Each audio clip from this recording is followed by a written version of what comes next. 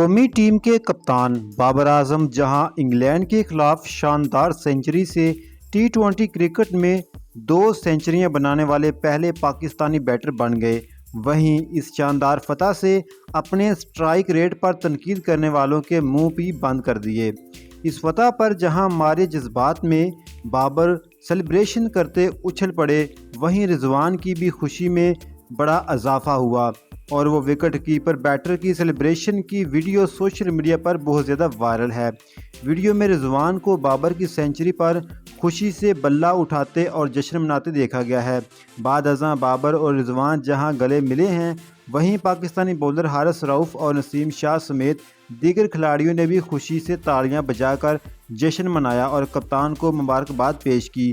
قومی ٹیم کے middle order better خوشدل شاہ نے بھی سوشل میڈیا پر بابر اعظم پر تنقید کرنے والوں کو جواب دیا ہے۔